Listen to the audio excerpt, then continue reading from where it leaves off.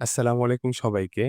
নবম দশম শ্রেণীর অধ্যায় ৩ যে বীজগণিতের যে অধ্যায়টা বলা হয়, এই অধ্যায়টা যখন করা হয়, নরমালি সবাই পারে। বাট একটা জায়গায় সবাই প্রবলেম ফেস করে সেটি হচ্ছে যখন আমরা ওইখানে যে চলকটি থাকে, চলকের পাওয়ার যদি আমরা বড় করে দিই। আচ্ছা, সো আজকে আমরা যে টপিকটি নিয়ে আলোচনা করতে যাচ্ছি, বীজগণিতের এই অঙ্ক কি ২ সেকেন্ডে সম্ভব? কোন অঙ্ক? সেটা হচ্ছে যাদের পাওয়ার অনেক বেশি। সো এটা ওয়ান কাইন্ড অফ শর্টকাট বলা হয়। সো আমি ফতেহ আহমেদ। আজকে আমি এই টপিকটি সম্পূর্ণভাবে ডিসকাস করার চেষ্টা করব। সো আমাদের কাছে যদি এমন টাইপসের কোয়েশ্চেন থাকে যে a+1/a=2 তখন যদি এমন থাকে তখন আমরা কিভাবে a টু দি পাওয়ার 100 এখানে পাওয়ারটা বুঝা যাচ্ছে যে অনেক বিশাল একটা পাওয়ার দেওয়া হয়েছে। এখানেও a টু দি পাওয়ার 100 অনেক বিশাল একটা পাওয়ার দেওয়া হয়েছে। এইটার মান কত হবে? সো এই কোশ্চেন গুলো আমরা কিন্তু আমাদের বোর্ড পরীক্ষায় বিভিন্ন পরীক্ষায় অলওয়েজ পেয়ে থাকি। সো এটার সলভটা আসো আমরা একটু করে নিই। কিভাবে করব? ফার্স্টে আমি যদি এখান থেকে a+1/a=2 লিখি, এখান থেকে আমি চাইলে এর মানটা না খুব ইজিলি বের করে ফেলতে পারি। কিভাবে বের করব? আমি যদি বোথ সাইডে a দ্বারা মাল্টিপ্লাই করি, that means a into a+1/a equals to 2 into a মানে 2a। তারপরে আমি যদি এখানে a ইনটু a গুণ করি that means a square plus a into 1/a গুণ করলে হয় 1 ইকুয়ালস টু 2a। বাট এখানে কি এখনো আমরা বলতে পারবো এর মান বাই করা যায়? হ্যাঁ, বলতে পারবো। একটু ওয়েট করো আমি বলছি। a স্কোয়ার আমরা জাস্ট একটা সাইড যেটা আছে 2a, রাইট হ্যান্ড সাইডে যেটা আছে সেটাকে আমরা হচ্ছে লেফট হ্যান্ড সাইডে নিয়ে আসার চেষ্টা করি। So minus 2a plus 1 equals to 0। আচ্ছা, এখন কিন্তু চাইলে আমরা বলতে পারি। কিভাবে বলবো? দেখো আমরা তো এই সূত্রটা জানি। As a minus b whole square এটা সমান কত হয়? a square minus 2ab plus b square. তাহলে আমরা এখানে জাস্ট কম্পেয়ার করব। b কে আমরা চিন্তা করব 1 এবং a কে আমরা চিন্তা করব হচ্ছে এই। তাহলে হচ্ছে এদের মাঝখানে যদি মাইনাস হয় তখন আমাদের অ্যান্সারটা কি হওয়া উচিত? a square minus 2a into 1 plus 1 square, যেটার মানটা কত আসে দেখো, a square minus 2a plus 1। দেখো তো এখানে কি আমরা a square minus 2a plus 1 টা পেয়েছি না? হ্যাঁ, আমরা কিন্তু এইটাই পেয়েছি। তাহলে আমরা এখানে জাস্ট রিপ্লেস করে দিতে পারি a মাইনাস 1 এর কি বলতো?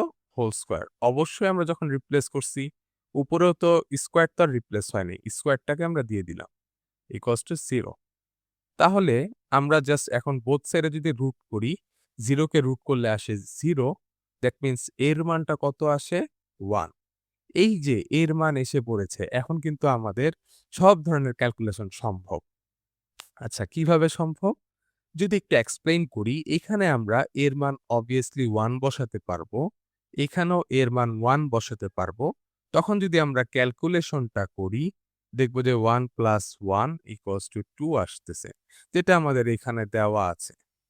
আচ্ছা, এখন যদি এরকম হয়, এর মান যদি বেড়ে যায়, সো আমরা এখন খাতা কলম নিয়ে আমাদের সেই প্রশ্নটার সমাধান করার চেষ্টা করি।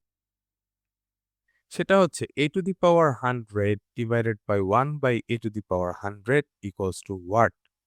যেখানে a plus 1 by a equals to 2 দেওয়া, এখান থেকে আমরা এইটাই বলতে পারি a ইকুয়ালস টু 1 হবে। তাই তো? সো আসো আমরা এর জায়গায় 1 বসাই, পাওয়ার 100 বসাই, plus 1 by 1 two the power 100। দেখো এইটার মান কত আসে? আমরা 1 কে যত পাওয়ার দেই না কেন, যদি আমরা এখানে 1000 ও দেই, সেটা কত হবে বলো? 1 হবে। দ্যাট মিনস এখানে a টু দি পাওয়ার 100 এর মানও 1 আসবে, 1 by a to the power 100 এর মানও 1 আসবে। দ্যাট মিনস একই রেজাল্টই আসতেছে কিন্তু। এটা কত? 2 আসতেছে।